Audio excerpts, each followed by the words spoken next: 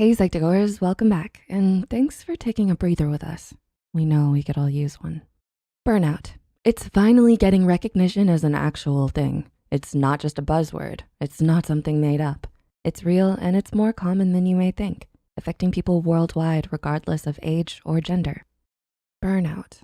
You might think of a candle's blackened, shriveled, worn out wick. If you feel how that wick looks, you can likely relate to burnout. These here are some ways to hopefully keep that candle wick conditioned, helping to avoid burnout. The best way to deal with it is to not get to that point in the first place. So number 1, figure out what is stressing you. We're going to use the word avoid, and just clarifying, avoiding a stressor is not the same as avoiding responsibilities. A responsibility needs to be done, but you don't have to go about doing it in a stressful manner. See what we mean? The best way to reconfigure this stressful process is whittle down and figure out what it is that's causing the stress. Here's a simple example. It's easy to say, this assignment is my stress. Getting it done is stressing me out. But when you step back, you realize the situation is more, I'm stressed because I feel tight on time, and I'm tight on time because I repeatedly chose other activities until there were only 24 hours left to get this done. So yes, you may require some time to practice self-awareness. As much as we never like to admit it, we sometimes build a whole lot of unnecessary stress for ourselves. So please don't do this to yourself. Number 2, complete the cycle.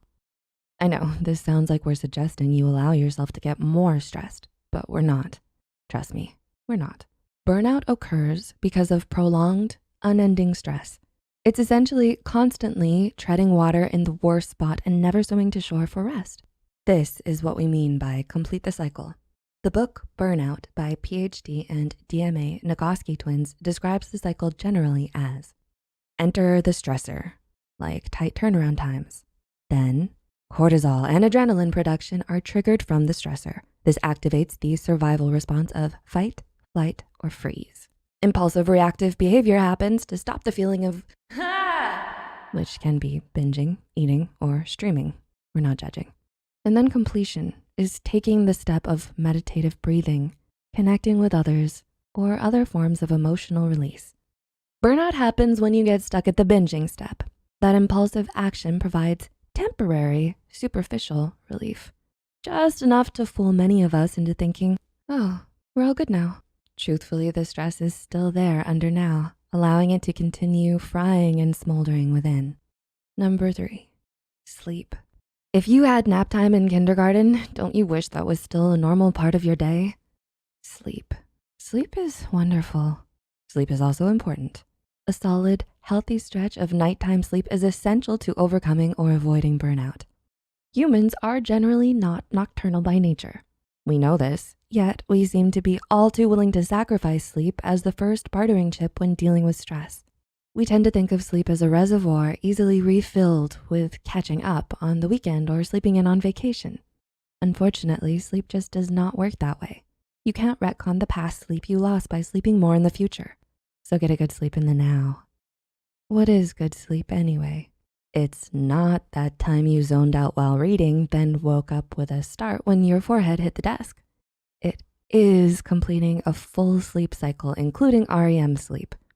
The result is you wake feeling refreshed and renewed. If you wake up still groggy or wanting to throw down in anger, you did not have a good night's sleep. To help you reach this fabled good sleep, employ sleep hygiene and prep. Hygiene is basically a condition conducive to maintaining health.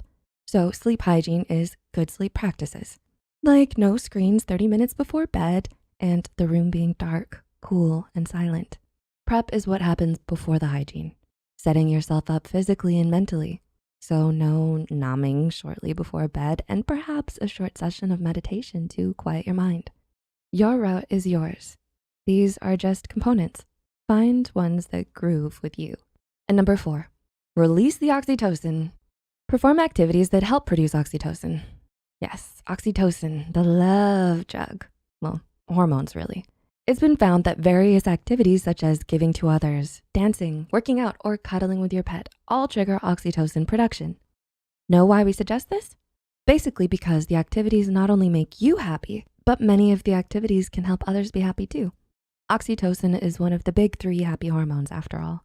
It's been found too that this hormone can decrease stress and anxiety. So it gives happy and deducts stress and anxiety.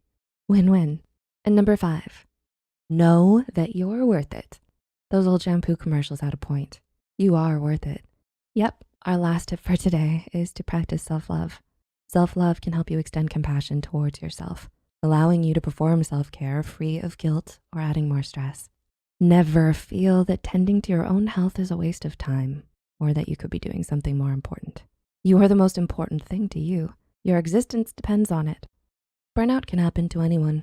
It does not matter if you're in school or at a job or trying to get your own business going or a mom or a dad.